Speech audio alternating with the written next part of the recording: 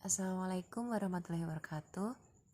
Perkenalkan teman-teman semua, nama saya Ayu Sabrina, NPM 190250159 dari Program Studi Agroteknologi Fakultas Pertanian UPN Veteran Jawa Timur. Nah, di sini saya akan menjelaskan sedikit tentang rehabilitasi lahan bekas hutan terbakar. Nah, di sini yang mau kita bahas itu yang pertama, apa sih kebakaran hutan itu? Terus ada nggak sih dampaknya buat lingkungan sekitar atau buat hutannya itu sendiri seperti itu. Jadi kebakaran hutan merupakan salah satu faktor yang dapat mengancam keberadaan hutan di Indonesia. Lalu apa dampaknya bagi hutan itu sendiri, bagi lingkungan di sekitarnya? Nah, di sini secara ekologis atau dilihat dari faktor lingkungan, kebakaran menyebabkan hilangnya vegetasi di atas permukaan tanah, hilangnya unsur hara melalui asap, menurunnya proses dekomposisi seresah hutan, tanah menjadi semakin kompak, rendahnya infiltrasi tanah, unsur hara menjadi lebih mudah tercuci akibat meningkatnya aliran permukaan, serta menyebabkan tingginya erosi dan sedimentasi. Nah, secara umum, lahan bekas hutan terbakar itu dapat dibedakan menjadi 3. Yang pertama yaitu lahan hutan bekas kebakaran ringan.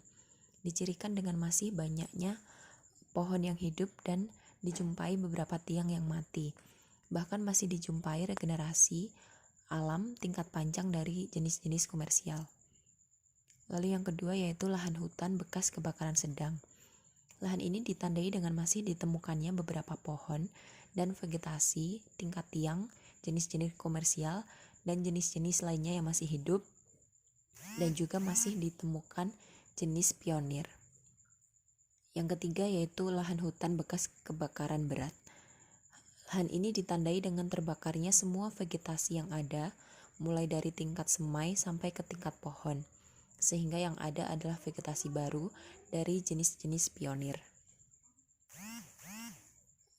Pasca terjadinya kebakaran akan berlangsung proses suksesi alami menuju terbentuknya hutan sekunder. Namun kebakaran dengan intensitas yang tinggi dan berulang dapat menyebabkan suksesi secara alami menjadi terganggu, di mana hutan sekunder tidak akan terbentuk dan pada akhirnya alang-alang akan mendominasi area tersebut. Oleh karena itu, perlu dilakukan kegiatan rehabilitasi untuk memperbaiki dan meningkatkan kembali produktivitas lahan pasca kebakaran. Adapun teknik rehabilitasi yang dapat dilakukan pada lahan bekas hutan terbakar yang pertama yaitu penanaman campuran. Penanaman pohon dalam rangka rehabilitasi lahan sebagian besar masih dilakukan secara monokultur. Penanaman secara monokultur menyebabkan tanaman mudah terserang hama dan penyakit. Oleh karena itu, dalam program rehabilitasi lahan, perlu dilakukan penanaman campuran dengan menggunakan kombinasi beberapa spesies cepat tumbuh seperti sengon, akasia, jabon putih, dan terentang. Akan tetapi, jabon putih kurang mampu beradaptasi pada tanah jika tanpa adanya penerapan teknik silvikultur seperti pemupukan. Sedangkan akasia merupakan jenis pionir yang memiliki daya adaptasi yang tinggi sehingga sering digunakan sebagai tanaman untuk kegiatan rehabilitasi. Sementara itu, tanaman terentang merupakan spesies lokal sehingga mampu beradaptasi dengan baik pada kondisi lingkungan setempat. Nah, keuntungan biologis dari penanaman campuran yaitu tanaman lebih sehat dan kurang peka terhadap berbagai faktor perusak seperti hama dan penyakit, serta pemulihan siklus hara yang lebih cepat pada horizon U. Teknik rehabilitasi selanjutnya yaitu dengan pemberian dolomit dan pupuk kompos. Pemberian dolomit pada tanah diduga mampu memperbaiki sifat fisik dan kimia tanah, sehingga dapat meningkatkan pertumbuhan tanaman. Pemberian dolomit pada tanah mampu meningkatkan pH tanah. Tanah dengan pH yang netral menyebabkan unsur hara dapat lebih mudah diserap oleh tanaman. Sedangkan pemberian pupuk kompos pada tanah dapat meningkatkan ketersediaan unsur hara dalam tanah seperti natrium, fosfat, kalsium, kalium, magnesium, seng, tembaga, dan lain-lain, dan dapat juga meningkatkan KTK, C organik, serta memperbaiki porositas tanah.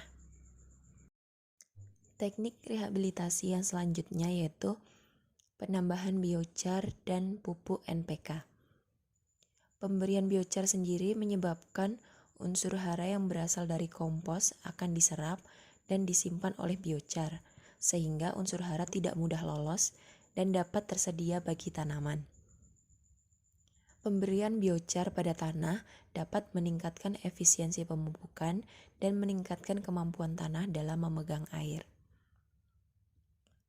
Sementara itu, pemberian NPK dapat meningkatkan kandungan unsur hara N, P, dan K dalam tanah, di mana nitrogen itu sangat diperlukan bagi tanaman untuk pertumbuhan vegetatif.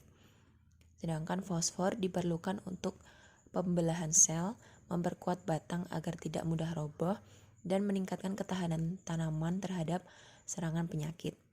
Sedangkan yang terakhir yaitu kalium, berperan dalam pembukaan stomata, meningkatkan ketahanan tanaman terhadap penyakit dan kekeringan, serta perkembangan akar. Demikian informasi yang bisa saya berikan.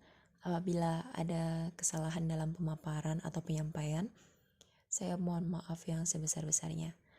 Terima kasih teman-teman semua.